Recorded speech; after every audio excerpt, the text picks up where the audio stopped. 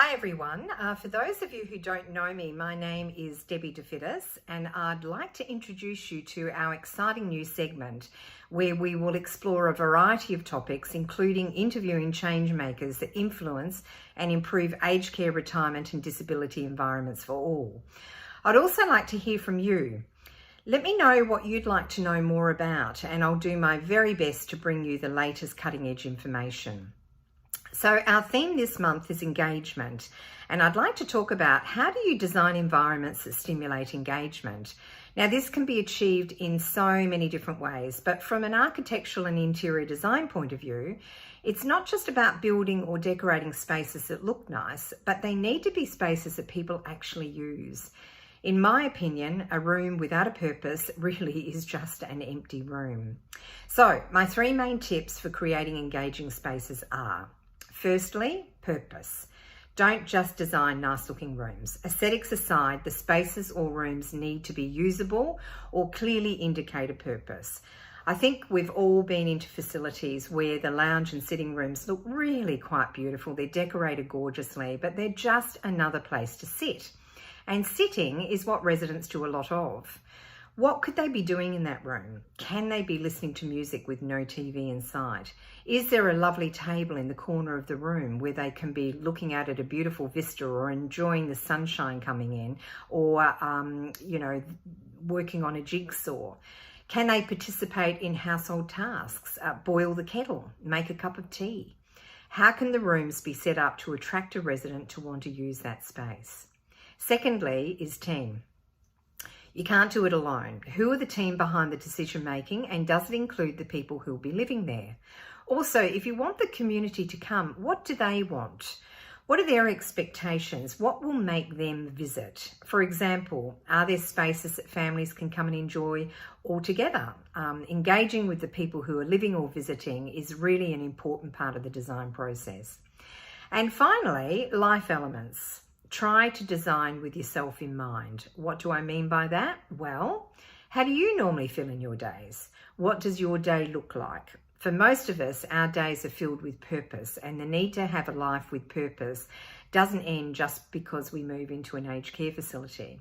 So what does our week look like? Well, I can certainly tell you that my week, normally Monday to Friday and sometimes on weekends, is busy with work. And weekends, we catch up with friends or family and attend social events. But we also do the boring stuff, such as clean the house, tidy the garden, cook. And for me, I like to do a bit of decorating. So it's important in the very early stages of any project to make sure that we design spaces that allow opportunities for our residents to participate in everyday life as much as they can, especially for our more ambulant residents in memory support units. So here at de Fiddes, we have identified 8 life elements that we regularly come across in our work across Australia that spans both indoors and outdoors. Now, I'm going to show you 8 of them, and they're not ranked in order of importance, as we know that they will vary from time to time in order of importance and place to place, depending on what is happening in our lives. And they also do change as we age. So number 1 is our family life. Now that's pretty important to most of us. So how can we encourage family, pets, culture, and all the activities associated with these? Celebrations, food or dance, babysitting, teaching language and traditions. It's really heartening to see that some aged care facilities are now introducing daycare centres.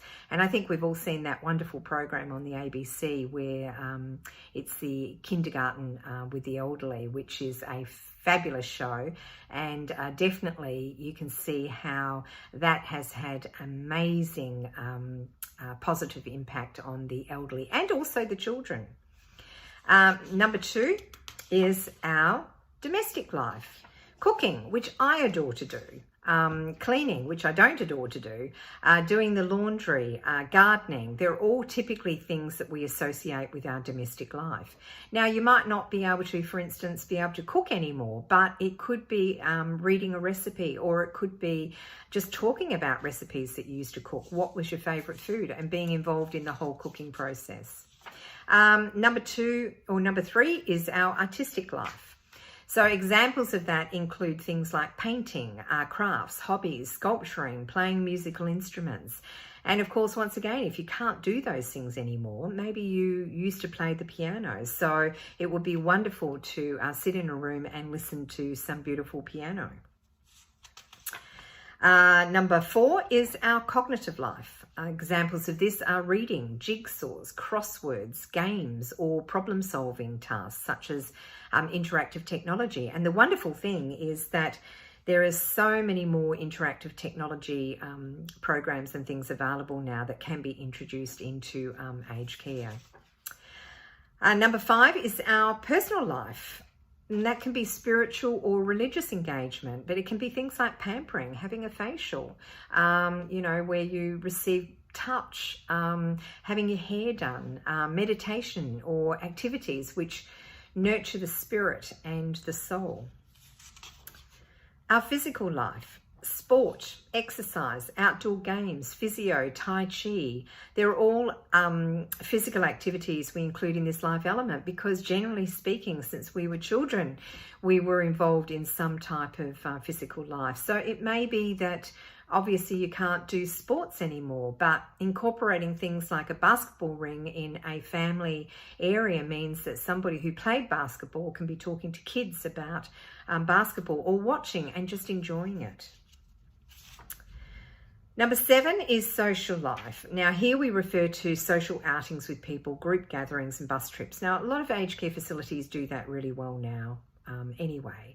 But things like coffee or meals away from the home, so somewhere within the facility that they can go that isn't within where they live, that they can go and have a coffee or a meal.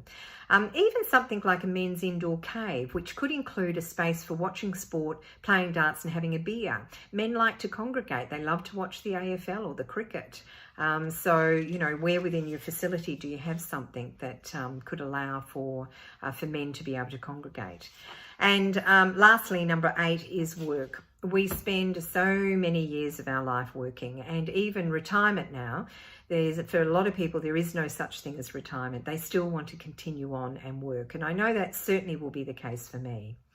So examples which reflect parts of our former work life could be computer or administration tasks, men's sheds, certainly for tradies, and it could be them talking to somebody about the different tools and what they used to do when they actually, made things, assisting staff, helping in the library or the cafe. So these life elements will change and morph as the generations of people living in aged care change. In other words, they're not set in stone and they are very, very dynamic. Now, if these life elements are identified at the start of a project, it means that the spaces can be designed to incorporate areas to allow for all of the 8 life elements, and there may be others that you think of as well that are important to incorporate. Even existing facilities can be changed to suit, and it doesn't have to cost a lot. So whatever you choose to do, the key is to make sure it reflects a normal environment. Whilst activity rooms are a great idea, you don't normally have one in your home. So how can these life elements be reflected throughout where they live? A backyard, for instance, will allow for gardening, sports, and even family gatherings. An open kitchen allows residents to make a cup of tea or be involved in the cooking. So how can you design the environment so it doesn't become a particular activity, but becomes a way of life? Now, I'm not saying that activity rooms are not useful. Of course they are, and they're a great place for people to go for a particular activity. But what I'm talking about is just basically doing the normal things that we all do in our own homes. Now, Ransom Briggs said, "I used to dream about escaping my ordinary life, but my life was never ordinary. I had simply failed to notice how extraordinary it was. Likewise, I never imagined that home might be something I would miss." So in finishing up on my segment of how do you design environments that stimulate engagement, I would just like to say that as designers and architects, we don't have to design a piece of art, but we must design a place that people can live in, a place that is comfortable and allows them to experience a bit of home. Now, next month, I will be interviewing the wonderful Kirsty Bennett, who is one of the authors of the World Alzheimer Report, Design, Dignity, Dementia, Dementia-Related Design and the Built Environment. In fact, they just won a global award for outstanding contribution to global knowledge. So watch out for that segment. I know it's going to be absolutely amazing to be having a talk with Kirsty. Also, please don't forget to send in anything you would particularly like to hear about or know more about, and I would be happy to find out the latest information for you. So it was a great pleasure to speak with you all today, and please send through any feedback. It would be really, really appreciated. So have a great month, and bye for now.